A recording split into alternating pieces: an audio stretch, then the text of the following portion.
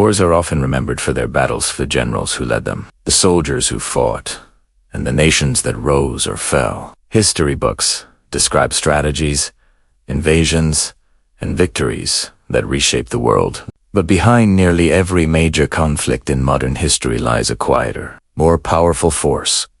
Money. Wars are among the most expensive undertakings any nation can face. Armies must be raised, weapons manufactured, ships built, and entire economies mobilized to sustain the machinery of conflict. For centuries, governments rarely had enough resources to fund these wars on their own. They relied on powerful financiers, private banking dynasties, and international investors who provided the capital to wage campaigns on land, sea, and air.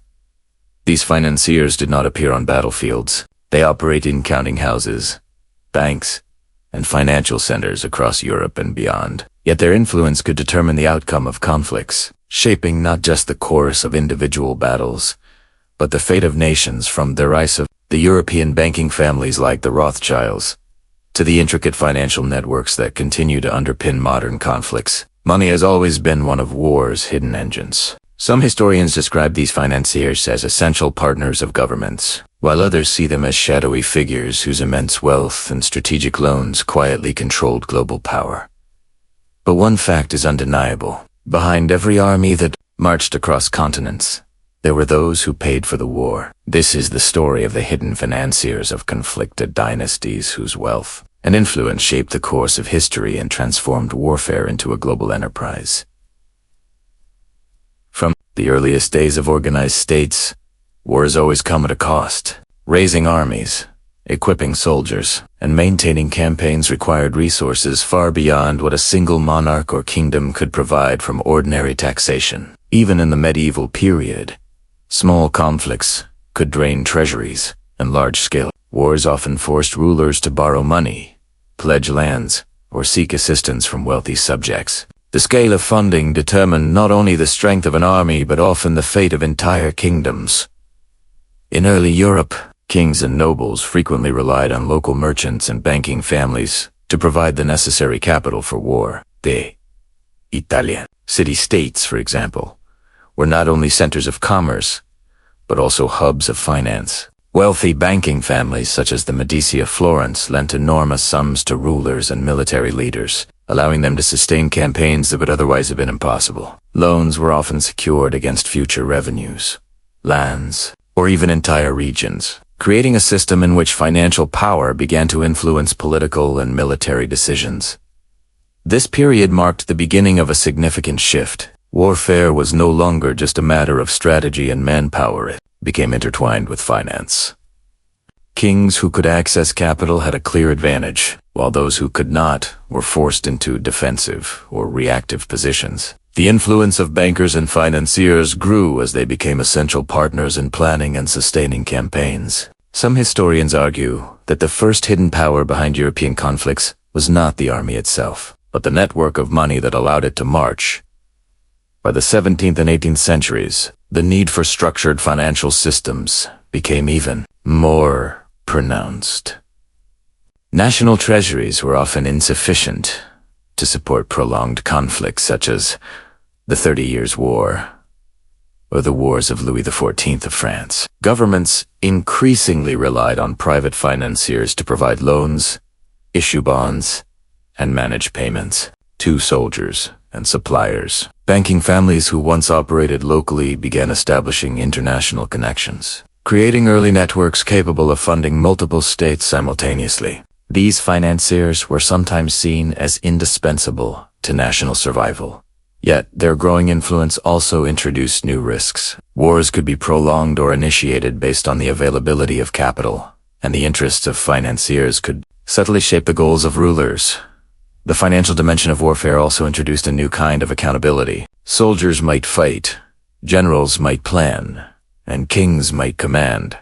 But without money, even the most powerful armies could falter. The cost of war became a constant pressure, influencing negotiations, alliances, and even peace treaties. Money became a force as decisive as strategy or morale, quietly shaping the outcomes of battles and the destinies of nations. In this way, The stage was set for the emergence of modern war financiers. What began as local loans and merchant support evolved into structured banking networks capable of influencing global conflicts. The concept of war as an industry requiring not just soldiers but sophisticated financial management was born. By the time the Napoleonic Wars arrived in the early 19th century, the financial mechanisms that sustained armies would be more important than ever, laying the foundation for the powerful dynasties that would later dominate the funding of conflicts. Worldwide, understanding the cost of war is therefore essential to understanding its history. The battles and conquests were visible, but the invisible engine of finance powered every march, siege, and campaign. From humble loans in medieval Europe to complex international banking systems, the need for capital became one of the defining elements of warfare truth that would resonate through centuries and across continents. As warfare became increasingly complex and costly, the need for organized financial systems grew. By the late Middle Ages and into the Renaissance, European economies were expanding, trade networks were flourishing, and merchant wealth was becoming a force in its own right. It was during this period that banking began to evolve from simple money lending into a structured system capable of supporting entire nations in times of war. The development of banking systems in Europe was closely linked to the demands of warfare. Monarchs and princes required consistent and reliable access to large sums of money, not only to pay soldiers but also to supply weapons, fortifications, and provisions. Local taxes were often insufficient, and ad hoc loans from merchants could not meet the scale of modern military campaigns. In response, dedicated financial institutions emerged, combining the skills of bookkeeping, lending, and investment with an understanding of state politics. One of the earliest examples of this trend was in the Italian city, particularly Florence, Venice, and Genoa. Families such as the Medici and Bardi created extensive banking networks capable of financing wars across Europe. These financial houses lent money to kings and emperors, sometimes even funding entire military expeditions. In return, they often received repayment through tax revenues, trading privileges, or territorial concessions. In many cases, these financiers became more politically influential than some minor nobles, effectively controlling the financial backbone of their patron states. As warfare entered the early modern period, governments began formalizing the process of war financing. War bonds emerged as a way to raise money directly from citizens and investors. Instead of relying solely on private bankers, states issued debt instruments promising repayment with interest over time. This allowed governments to access much larger sums and also to spread the risk of military campaigns across a broader base of financiers. England, France, and the Netherlands were early adopters of this model, with bonds funding naval expansions, continental campaigns, and colonial wars. Government debt became a critical tool for sustaining military power. Successful financiers, who could provide credit, manage repayments, and anticipate the needs of armies, gained extraordinary influence. They were not simply lenders. They were strategic partners, ensuring that states could mobilize troops, transport equipment, and wage war on multiple fronts. By the 17th and 18th centuries, major European powers had developed intricate financial networks connecting domestic banks, international lenders, and colonial revenues to sustain prolonged conflicts. The growth of these financial institutions transformed the relationship between money and military power. Wars were no longer constrained by the immediate wealth of a kingdom or the generosity of local merchants. Instead, they could be financed systematically, with careful planning and oversight. Banking families and institutions became essential. Participants in military campaigns, providing the resources necessary to maintain armies, construct fortifications, and procure weapons. Their decisions were to lend, whom to support, and which campaigns to fund could influence the outcomes of battles and the trajectories of nations. By the time the Napoleonic Wars erupted in the early 19th century, the role of war banking had matured into a sophisticated system. Financiers were now capable of underwriting entire national budgets, moving money across borders, and providing the liquidity required to sustain conflicts on an unprecedented scale. The foundations laid by these early war bankers created a precedent for the large-scale financial networks that would later dominate global conflicts, setting the stage for the rise of families and institutions that turned the business of war into a multi-generational enterprise. In short, the rise of war banking demonstrated that money was as powerful as manpower in determining the course of history. Armies might fight battles, generals might command strategy, but without the invisible support of financiers and banking networks, even the most formidable military forces could falter. This period established the enduring principle that wars are not only fought on the battlefield, they are also fought in the halls of banks, counting houses, and financial centers, where the ability to supply resources can be just as decisive as a well-timed cavalry charge or artillery barrage. Asterisk, no story of war financing can be told without the name Rothschild, emerging from modest beginnings in the Jewish ghetto of Frankfurt in the late 18th century. Meyer Amschel Rothschild built a family enterprise that would become one of the most powerful financial dynasties in history. By the early 19th century, the Rothschilds were not merely bankers. They were global financiers whose influence stretched across the major capitals of Europe. The family's rise coincided with one of the most turbulent periods in European history, the Napoleonic Wars. While European powers waged massive campaigns across the continent, governments faced enormous financial pressure. Armies had to be raised, supplied, and paid, and traditional sources of revenue were often insufficient. Into this vacuum stepped the Rothschilds, who offered not only loans, but also an innovative and highly efficient international banking network. One of Meyer Amschel's key innovations was the strategic placement of his 5 sons in the major financial centers of Europe: London, Paris, Vienna, Naples, and Frankfurt. This created a web of communication and money transfer that allowed the Rothschilds to move capital quickly and securely across borders. In an era before modern telecommunications, this network gave them a competitive advantage over other bankers. Funds could be dispatched from London to Vienna in days rather than weeks, and intelligence about markets, currency fluctuations, and political developments flowed seamlessly among the brothers. During the Napoleonic Wars, the Rothschilds became indispensable to several governments. They provided loans to fund military campaigns, underwrote bonds, and helped stabilize currencies under extreme stress. Their most famous contribution was to the British government, which relied on Rothschild credit to finance armies in the Peninsular Campaign against Napoleon's forces in Spain and Portugal. Nathan Meyer Rothschild, stationed in London, managed the transfer of funds and helped ensure that British troops could be paid on time, allowing them to continue fighting across Europe. The speed and reliability of these financial operations often had a direct impact on the outcomes of military campaigns, illustrating that the Rothschilds' influence extended far beyond the counting house. They were active participants in the machinery of war.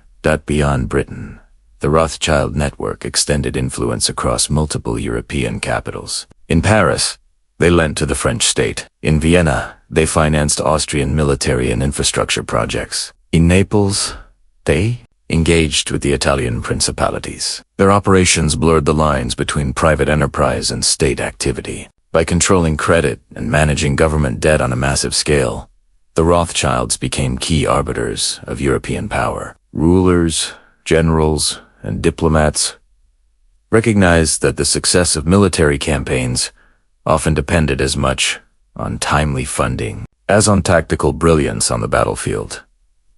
The Rothschilds' financial acumen went hand in hand with strategic intelligence. They maintained detailed information about troop movements, political alliances, and market conditions. Their couriers carried not just money but crucial intelligence, giving governments that worked with them a distinct advantage over adversaries. Some historians argued that their ability to anticipate the needs of states and respond with precise financial solutions made them a central, if often invisible, force in European geopolitics. Yet their influence was not without controversy. Critics accused the Rothschilds of manipulating governments for profit, of acting as shadowy figures whose interests could steer the destiny of nations. Anti-Semitic propaganda of the era often exploited their prominence, portraying them as the ultimate behind-the-scenes power brokers. In reality, their success lay in a combination of financial skill, innovation, and strategic foresight, a blueprint for modern international banking. By the mid-19th century, the Rothschilds had transformed the concept of war financing. They demonstrated that money could operate as a form of power equal to armies, artillery, and alliances. Governments became reliant on the expertise and liquidity of and the Rothschild network became a model for future banking empires. Through their actions, they showed that wars are fought not only on battlefields, but also in financial centers, where the ability to provide capital and manage debt can shape the outcomes of entire conflicts. The legacy of the Rothschilds remains a testament to the hidden power behind modern warfare. They pioneered a model of international banking, leveraging intelligence, logistics, and financial sophistication to influence European geopolitics. By connecting capitals, funding armies, and stabilizing governments, they became architects of a new form of global power, one in which money and credit could determine the fate of nations as much as swords and cannons ever did. Asterisk. As the scale and cost of warfare grew in the 18th and 19th centuries, governments increasingly sought innovative methods to fund their military ambitions. Traditional taxation and loans from private bankers were often insufficient to sustain the enormous expenditures of prolonged campaigns, colonial conquests, or naval expansions. The solution was the development of war bonds, financial instruments that allowed states to raise money from their citizens and investors while spreading the risk of warfare across a wider base. War bonds offered individuals a chance to participate directly in the financing of national endeavors. Ordinary citizens, wealthy investors, and merchants could lend money to their governments with the promise of repayment, often with interest, after the conflict ended. This approach transformed the relationship between the public and the state. Funding a war was no longer solely the responsibility of kings, princes, or nobles. It became a collective enterprise in which private wealth fueled public power. By purchasing war bonds, citizens could contribute to the success of their nation while expecting a financial return, creating a dual sense of patriotism and investment. In countries like Britain and France, war bonds became increasingly sophisticated.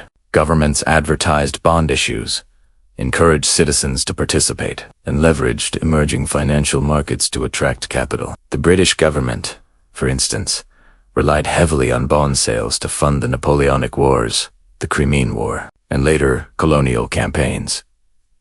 Paris and other European capitals followed similar practices, with government debt instruments circulating widely in banking houses and trading networks. These bonds were not merely financial products.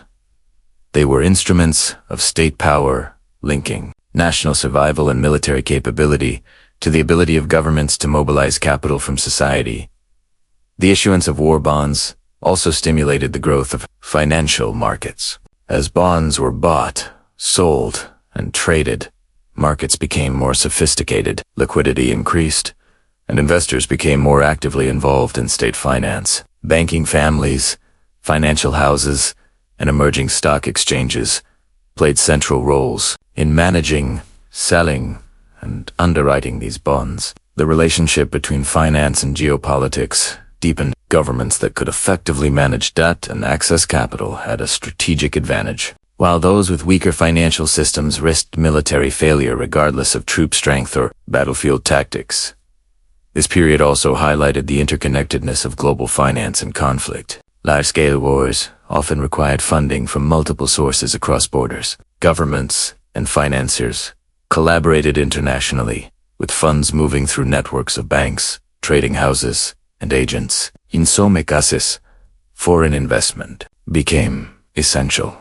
For example, British bond sales attracted investors from the Netherlands, Germany, and beyond, linking international capital flows to the fortunes of national armies. The financial strategies employed during one war often influenced the preparation and conduct of future conflicts, creating a cycle in which money became as critical to victory as manpower or strategy. War bonds also underscored the emerging influence of financiers on the conduct of conflicts, while generals and politicians determined tactics and alliances. Those who controlled capital could effectively determine the scale, duration, and reach of military campaigns. An army could only march if it could be paid. Fleets could only sail if funds were available to provision them. In T-sense, financial institutions and investors became shadow partners in war, wielding power quietly but decisively.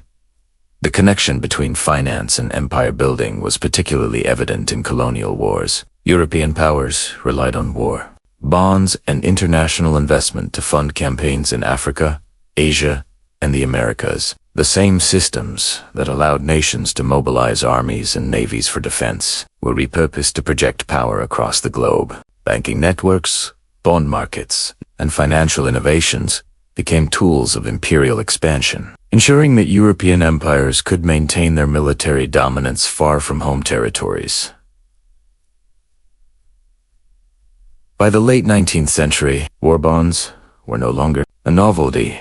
They were a standard element of national strategy. They reflected a fundamental change in how wars were conducted. No longer purely a matter of force and strategy, conflicts were now tightly linked to finance. Governments learned that securing the loyalty of investors and the confidence of citizens was as essential as recruiting soldiers. Economic power and access to capital could determine the outcomes of campaigns even before the first battle was fought. In summary, war bonds transformed the financing of conflict and the structure of global power. They allowed governments to raise enormous sums, engaged citizens and investors in national endeavors, and linked military success to financial acumen. As financial markets expanded and governments relied increasingly on private capital, the modern connection between finance and geopolitics was a connection that continues to influence the funding of wars and the distribution of global power to this day.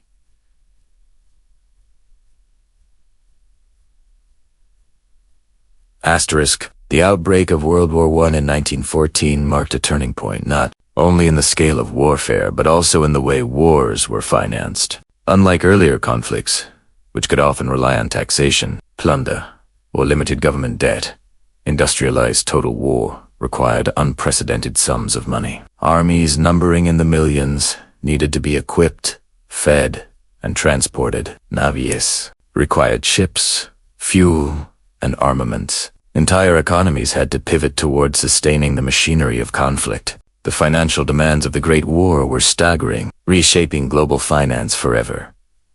Governments across Europe quickly recognized that domestic resources alone would not suffice. The cost of modern warfare, trench artillery, machine guns, tanks, aircraft, and chemical weapons was enormous. To meet these demands, states turned to a combination of war bonds, international loans, and private financing, often coordinated by powerful banking families and institutions.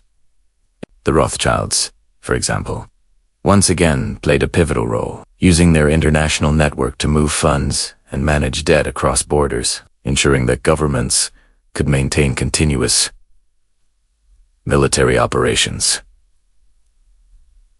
In Germany, the financial system mobilized to support the Kaiser's war effort. Banks, insurance companies, and industrial conglomerates coordinated to fund the production of weapons and munitions. In Britain and France, similar systems were put in place, often relying on the sale of government bonds to citizens and foreign investors. Ordinary people were encouraged to purchase victory bonds, not only as a patriotic act but also as a means of directly supporting the war economy. The intertwining of public finance and national defense meant that the line between civilian and military involvement was blurred. Citizens were not only funding the war but also investing in its outcomes.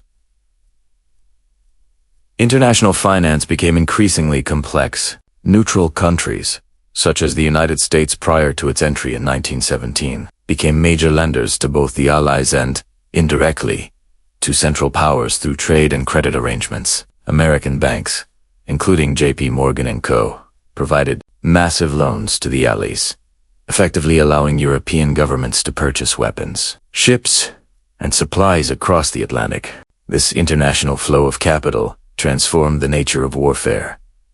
Conflicts were no longer confined to battlefields, but connected through global financial networks that spanned continents.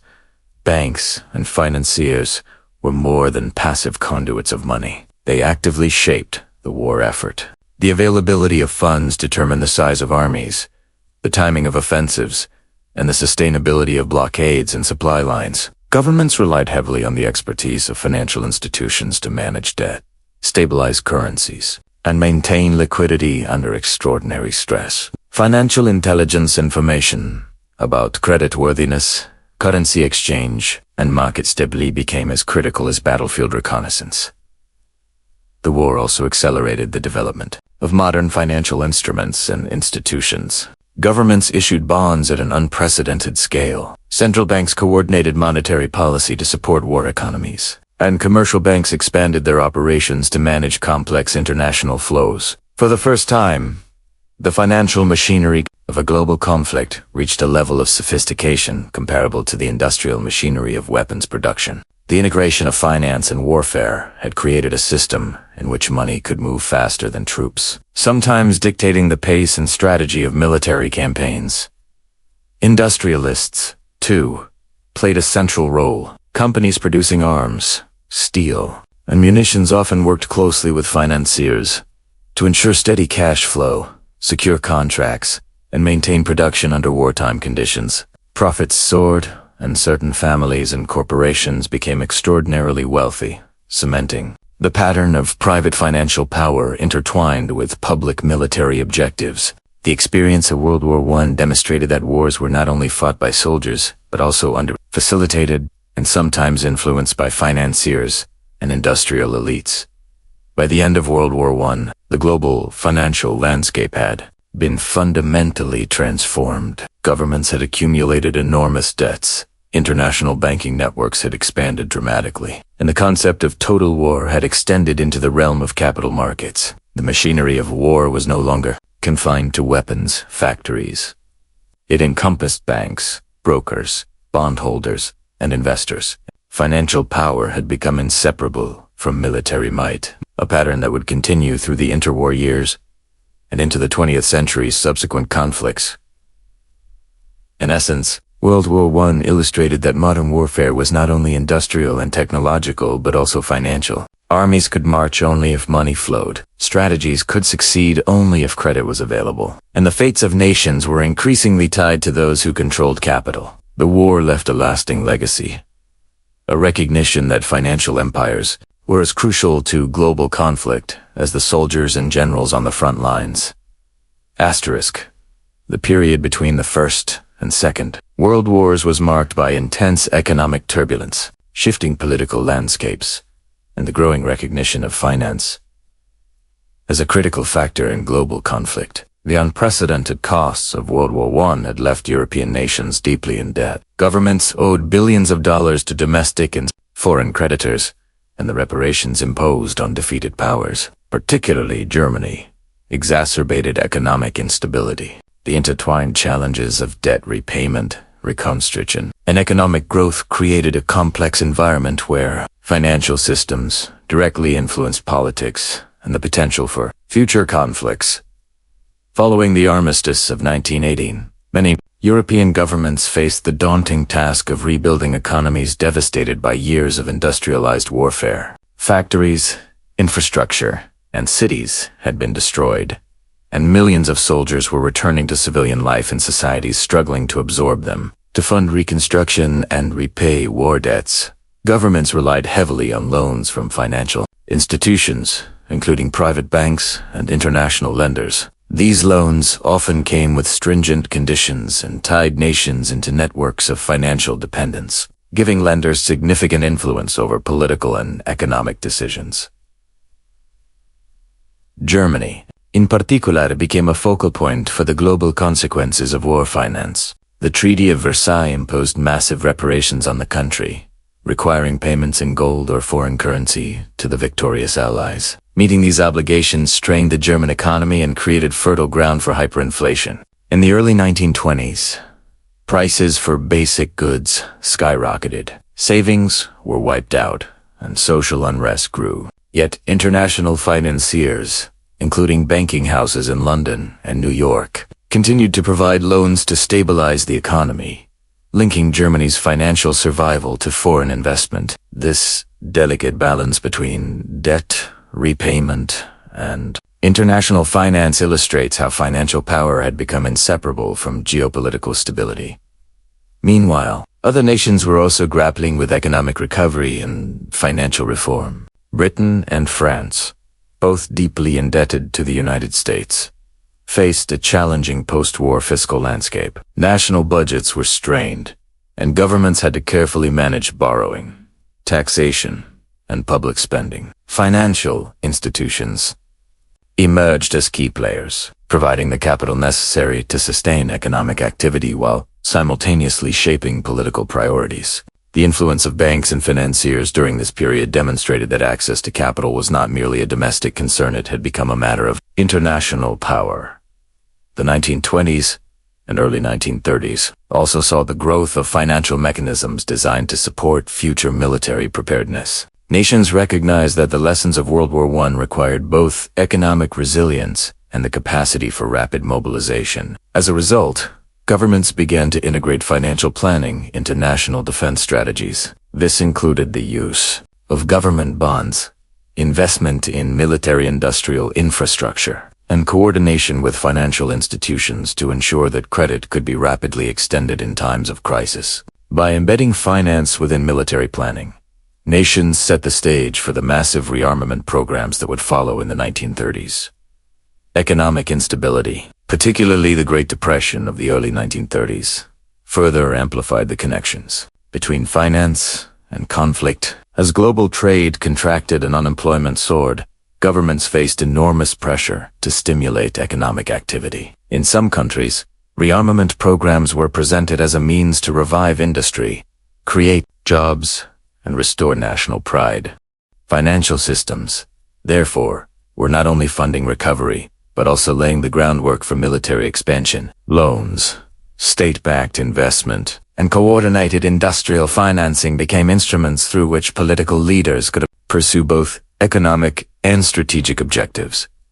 This period also highlighted the role of international finance in enabling authoritarian regimes to consolidate power. In Germany, for example, the Nazi government leveraged both domestic and foreign financial networks to fund its military buildup, paying off debts while simultaneously expanding the industrial military complex. Across Europa, the lines between financial systems, political authority, and military capability became increasingly blurred. Financial power could determine whether nations recovered peacefully or embarked on aggressive expansion, underscoring the central role of bankers and financiers in shaping the trajectory to World War II. By the late 1930s, it was evident that the financial decisions made during the interwar years, how debts were managed, how loans were extended, and how economies were structured had a profound impact on global conflict. Nations that could mobilize capital efficiently were better positioned to rebuild and rearm, while those hampered by debt or financial instability risked marginalization or domination. The interwar period thus serves as a critical example of how finance and politics became deeply intertwined, with long-term consequences for the outbreak of the Second World War. In summary, the years between World War I and World War II demonstrated that the machinery of war was no longer solely a function of armies and generals. Financial systems, debt management, and strategic investment had become central to national security and global power. The stage was set. The world was financially, politically, and militarily poised for another devastating conflict, and the hidden financiers who had shaped the past were poised to influence the wars of the future. World War II marked a level of financial mobilization that no previous conflict had demanded. Unlike earlier wars, which could rely on partial economic measures, this conflict required the complete integration of national economies into the war effort. Every aspect of production, trade, and finance had to be aligned to support the massive military campaigns spanning Europe, the Pacific, Africa, and Asia. Governments quickly realized that victory would depend as much on money and resources as on strategy and soldiers. Financing the war required innovative financial tools. Governments issued war bonds to citizens, encouraging ordinary people to lend money to their countries in exchange for interest payments over time. In the United States, campaigns like buy war bonds became a central part of the home front effort. Combining patriotism with financial mobilization, millions of citizens invested, providing the government with critical capital to purchase weapons, build ships, and sustain troops abroad. In Britain, similar campaigns were launched, often reinforced by rationing systems that ensured resources were directed toward military production. Taxes were also dramatically increased to support the war effort. Governments imposed direct income taxes, excise taxes, and levies on corporate profits. The goal was to capture as much domestic wealth as possible, channeling it into factories and military infrastructure. But even these measures were not enough to fund a conflict of this magnitude. International loans and credits became essential, particularly for nations struggling to maintain imports of food, fuel, and armaments. The United States, through programs like Lend-Lease, extended massive support to allied nations, essentially financing their war machinery, while securing strategic influence over the post-war world order. The financial demands of World War II also spurred the emergence of modern financial systems tied directly to war economies. Central banks became more involved in controlling money supply, managing currency exchange, and overseeing national debt. Governments coordinated closely with private banks, industrial conglomerates, and multinational corporations to ensure that production capacity matched the needs of the military. The result was a fully integrated war finance system in which money flowed efficiently from citizens, investors, and foreign lenders to the front lines and production centers.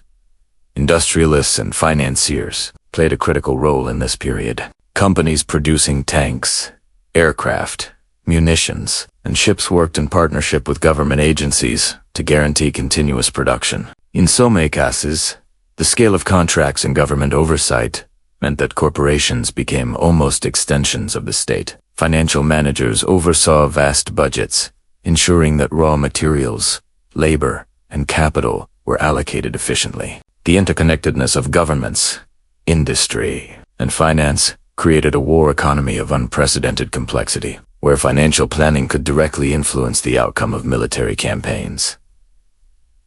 World War II also highlighted the global nature of war financing. Nations borrowed from international markets, negotiated loans, and managed currency exchange across continents. London, New York, and other financial capitals became hubs for transferring funds, underwriting debt, and stabilizing war economies. For example, the United Kingdom relied heavily on loans from the United States to sustain its military operations early in the war, demonstrating the strategic importance of international finance. Similarly, the Axis powers, despite ideological differences, engaged in complex financial maneuvers to secure resources, further illustrating the centrality of money in warfare. The sheer scale of financial mobilization during World War II was staggering. Military spending reached unprecedented levels, encompassing not only weaponry but also logistics, intelligence, communications, and infrastructure. Financing had to be rapid, flexible, and reliable to prevent disruption to frontline operations. The success of allied economies in managing these flows of capital was one of the critical factors that contributed to their eventual victory. Without well-coordinated financial systems, even the most powerful armies could have faltered due to shortages of supplies, fuel, or equipment. Finally, World War II established long-term patterns in global finance and military policy. The experience of mobilizing entire economies demonstrated that finance was inseparable from warfare in the modern age. Governments recognized that the ability to raise funds, efficiently manage debt, and coordinate industrial production was as strategically important as battlefield tactics. Financial institutions that had supported war efforts gained influence and prestige, while the precedent of linking national economies to military capacity became a central element of post-war planning. In conclusion, the Second World War illustrated the total integration of finance and conflict. Victory depended not only on armies and generals, but also on the skillful mobilization of capital, the strategic deployment of loans, bonds, and taxes, and the coordination of industry with government. The lessons learned during this period shaped modern approaches to defense spending, economic planning, and the financing of military operations, establishing a legacy that continues to influence global conflicts today. **The conclusion of World War II did not bring lasting peace. Instead, it ushered in a new era of tension and competition between the world's two emerging superpowers, the United States and the Soviet Union. The Cold War, lasting from roughly 1947 to 1991, was characterized by ideological rivalry, military brinkmanship, and a global race for strategic dominance. Unlike previous conflicts, this war was not fought primarily on the battlefield. It was fought through intelligence, propaganda, technological development, and, crucially, financial mobilization. The economies of nations became central to maintaining influence, and finance became inseparable from global military strategy. At the heart of the Cold War was the arms race, which demanded enormous financial resources. Both superpowers committed vast sums to nuclear weapons, missile technology, advanced aircraft, and naval fleets capable of projecting power across the globe. For the United States, this meant a permanent integration of military spending into national budgets. Defense appropriations grew to unprecedented levels, often accounting for a significant percentage of the country's GDP. In parallel, the Soviet Union directed substantial portions of its planned economy toward sustaining its military-industrial complex. Both nations quickly learned that technological superiority required constant investment, and that financing weapons development was as critical as developing the weapons themselves. Asterisk.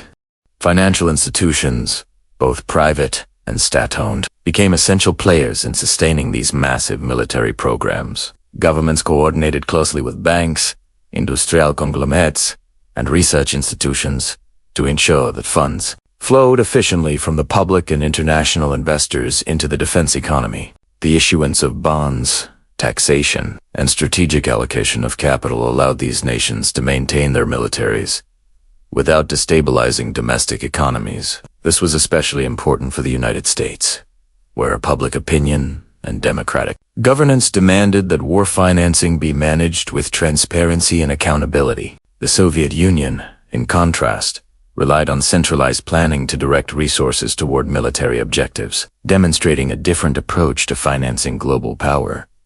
The Cold War also marked the rise of the global defense economy, where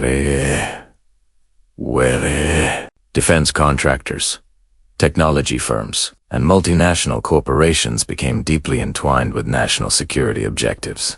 In the United States, companies such as Lockheed, Boeing, and General Dynamics expanded rapidly, producing everything from nuclear-capable bombers to missile guidance systems. These firms depended on government contracts, and in turn, governments relied on their expertise to maintain military advantage. This symbiotic relationship created a network in which finance, industry, and strategy were inseparable, giving birth to the modern military-industrial complex. In the Soviet Union, similar relationships existed between state-controlled enterprises and central planners, highlighting that financial power, whether public or private, underpinned military might.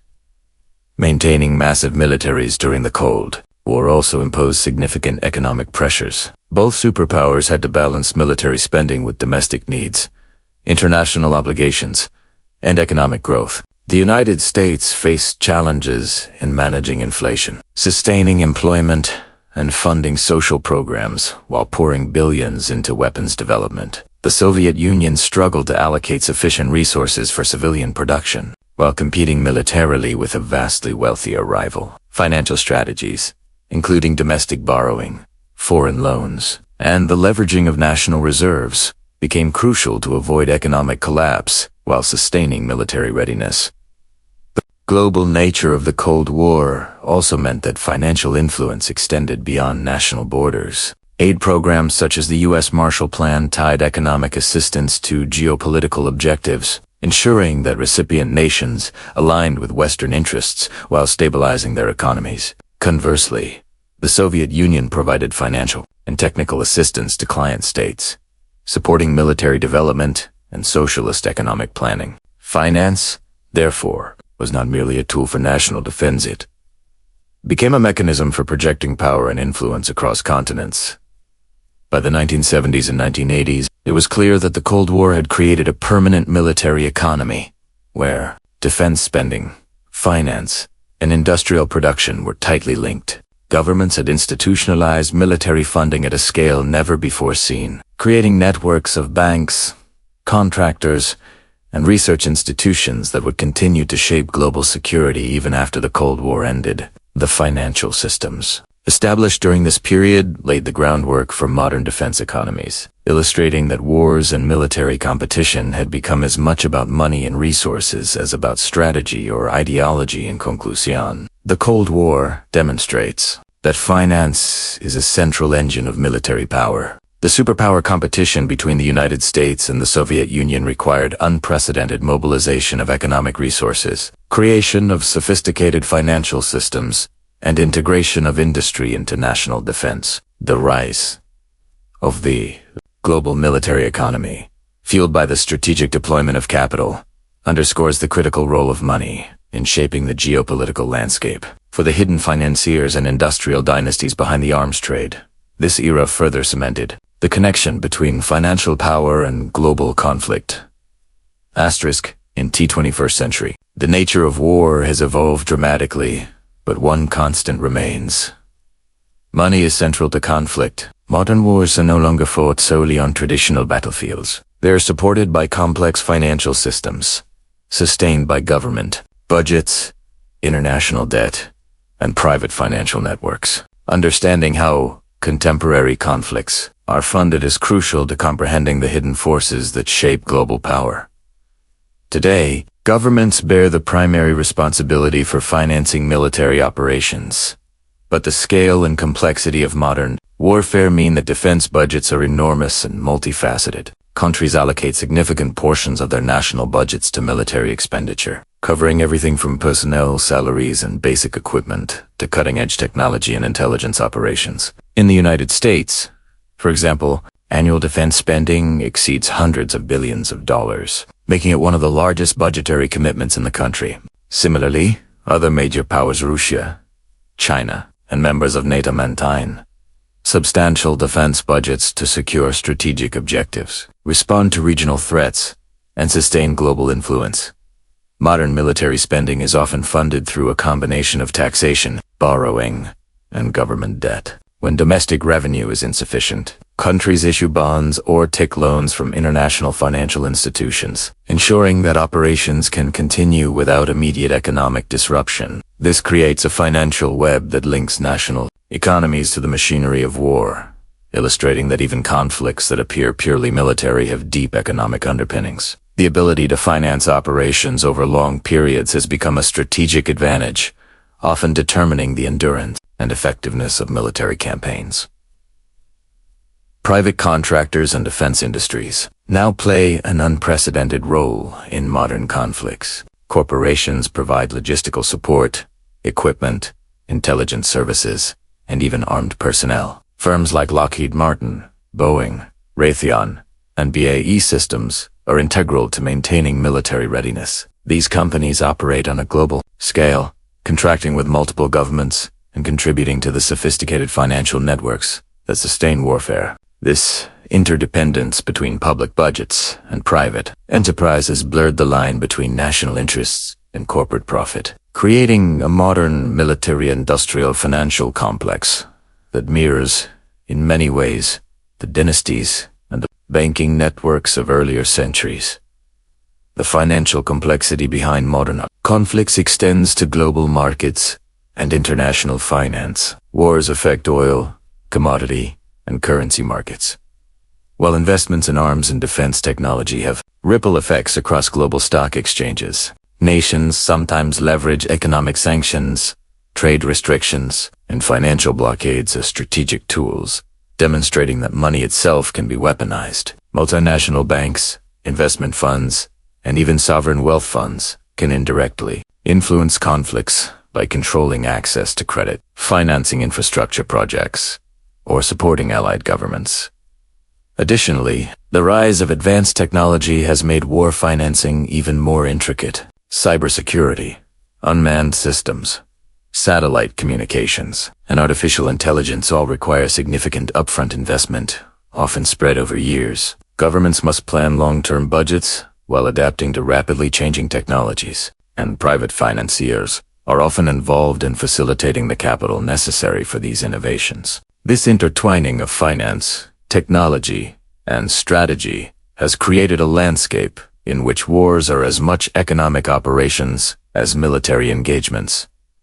Modern conflicts also highlight the geopolitical implications of financing. Wealthy nations can project power far beyond their borders simply by sustaining military operations over long periods. Smaller nations may depend on international financial support, loans, or aid to maintain security, making them vulnerable to influence or coercion. In effect, money becomes a form of soft power, determining not just who can fight, but also who can shape alliances, dictate terms, and influence post-conflict reconstruction and conclusion. Modern wars illustrate the critical role of finance in shaping global conflicts. Government budgets, international debt, private contractors, and financial markets all combine to sustain military operations. Modern conflicts are deeply entwined with economics, creating networks that span continents and involve actors far removed from battlefields. The hidden financiers of today, much like their historical counterparts, continue to exert enormous influence over the fate of nations. While the technology, scale, and scope of warfare have evolved, the principle remains the same. Behind every modern conflict lies an intricate network of money, strategy, and power. The story of war is inseparable from the story of finance. Across centuries, from early European conflicts to modern global struggles, money has dictated who can fight, how wars are sustained, and ultimately, who emerges victorious. In the 21st century, this relationship has grown even more complex. Modern conflicts are not only about troops on the battlefield, they are also about capital flows, credit, and financial networks that allow nations to project power over vast distances. Understanding the continuing link between finance and warfare is essential to grasping the dynamics of global power today. One of the most striking features of modern conflicts is the scale of financial involvement. Governments spend billions on weapons, intelligence systems, logistical operations, and military research. Financing is not limited to governments alone. Private companies, banks, and investment firms are deeply entwined with national defense. This creates a web in which political decisions, military strategy, and economic priorities are tightly interconnected. Wars are no longer fought solely for territorial or ideological reasons. They are also shaped by the ability to mobilize, allocate, and sustain enormous sums of money over time. This financial interdependence raises profound ethical questions. Can the profit motive coexist with the human cost of war? Critics argue that war financing, particularly when private contractors and multinational corporations are involved, can incentivize prolonged conflicts. The greater the financial reward, the more powerful the temptation to sustain or escalate hostilities. Supporters countered that a well-funded military ensures national security and deterrence. Regardless of perspective, it is clear that the modern financial system has transformed war from a purely political or strategic endeavor into a multi-layered economic enterprise. Global financial systems now play an active role in shaping conflicts, often before bullets are even fired. International banks, credit agencies, and investment funds influence which nations can fund their military ambitions. Economic sanctions, trade restrictions, and foreign investment strategies have become weapons in themselves. Nations with access to vast capital reserves can project military and political influence far beyond their borders, while countries with weaker financial networks may find themselves constrained or dependent on allies. In effect, control over money is increasingly synonymous with control over power. The evolving role of capital also extends to technological advancement in warfare. Modern militaries rely on cutting-edge technologies, drones, cybersecurity systems, precision-guided missiles, and artificial intelligence that demand substantial long-term investment. Funding these innovations requires careful financial planning, partnerships with private corporations, and often international collaboration. The ability to mobilize resources quickly can determine the outcome of regional conflicts, while financial constraints can limit even the most strategically capable nations. Money has become not just a support mechanism, but a strategic tool shaping the very nature of war.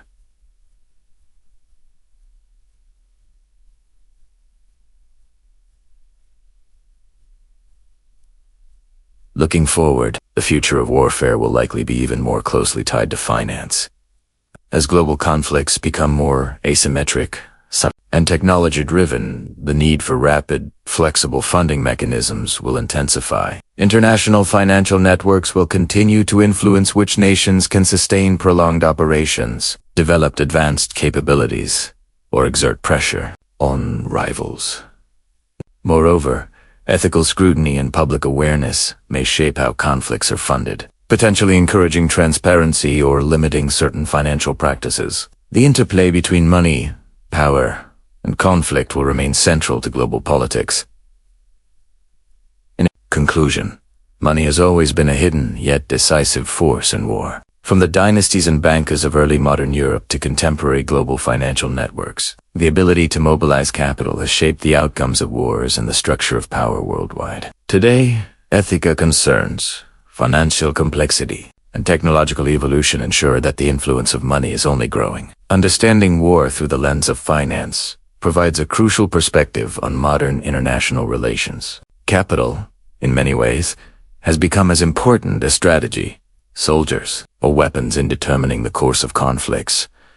Throughout history, the story of war is as much about money as it is about strategy, weapons, or soldiers. While generals, soldiers, and nations are often celebrated in history books, the hidden financiers who provided the capital for war have quietly shaped the course of global conflicts. From early European dynasties to modern multinational financial networks, money has been the lifeblood that sustains armies, powers, industries, and influences geopolitical decisions. Wars are extraordinarily expensive. Raising armies, producing weapons, constructing fortifications, maintaining supply lines, and sustaining military operations over time requires resources far beyond what most governments can generate through taxation alone. Historically, kings and rulers turned to bankers and wealthy families to fund campaigns. The Rothschilds, the Medici, and other financial dynasties provided the loans that enabled empires to expand and sustain military efforts. Their influence extended far beyond finance. They were silent architects of history, determining which conflicts could be waged and which ambitions could be realized.